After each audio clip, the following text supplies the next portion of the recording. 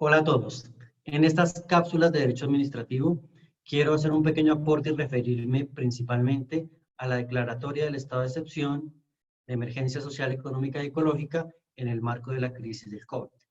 En síntesis, creo que es importante que este decreto, desde la jurisprudencia constitucional, la declaratoria, debe reunir unos requisitos, tanto formales como materiales. Principalmente de los materiales es importante referirnos al presupuesto fáctico relacionado con los hechos, al presupuesto valorativo relacionado con la gravedad y al juicio de suficiencia relacionado con el análisis de las medidas existentes que son insuficientes para superar la crisis. En este marco de situaciones también creo importante aclarar que la Constitución nos establece que el estado de emergencia es residual, es decir, cuando los hechos no se puedan catalogar dentro de lo que sería el estado de guerra exterior o la conmoción interior, opera el estado de emergencia, el cual se puede subdividir en 4 partes: el estado de emergencia económica, social, ecológica y la calamidad pública.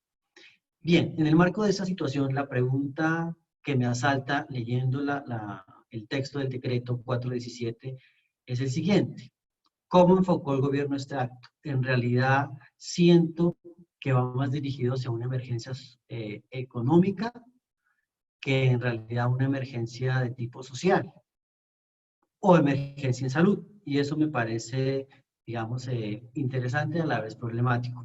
Pero aparte de eso, hay otro tema que me llama particularmente la atención, y es que finalmente, ¿por qué el Estado no decretó la conmoción interior?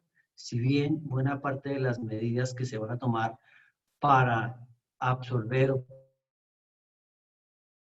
para solventar esta crisis están finalmente enmarcadas en el aislamiento de los ciudadanos. Es decir, tiene que ver con la toma de medidas o decisiones relacionadas con el orden público. Y recordemos que si bien existe un código de policía y unas normas que facultan al presidente como líder en materia de policía, e incluso a los mandatarios locales tienen unas posibilidades o facultades excepcionales en materia de orden público dirigida para las epidemias, calamidades y otro tipo de situaciones. La pregunta es, bueno, ¿por qué no se llegó a ese convencimiento? Sí, repito, entendiendo que muy seguramente el confinamiento o la restricción a las libertades va a ser una de las propuestas o de las estrategias para solventar la crisis. ¿Por qué no se tomó en el marco de una conmoción? Recordemos que pueden coexistir simultáneamente varios estados de excepción.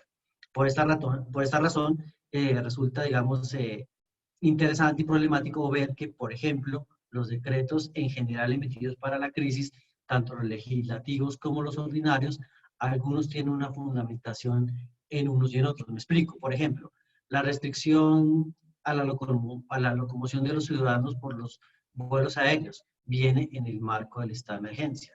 Por ejemplo, el decreto de aislamiento viene por las facultades extraordinarias. Entonces, pareciera que esto va a dificultar un poco el análisis incluso hasta la propia Corte en el marco de estas decisiones, y me parece que en todo caso, si se va muy seguramente a seguir presentando el tema del aislamiento, que es lo que se puede prever, hubiera sido mucho más sencillo establecer la declaratoria del estado de conmoción interior, establecer, dicho sea de paso, digamos, una claridad en cuanto a la dirección nacional en los temas del orden público nacional, que creo que es importante, pero sobre todo establecer en los decretos legislativos un límite muy claro en la ley estatutaria, estados de excepción y en el control de la Corte. Creo que hubiera sido mucho más unitario, mucho más contundente la medida, porque, digamos, al tomarse medidas ordinarias con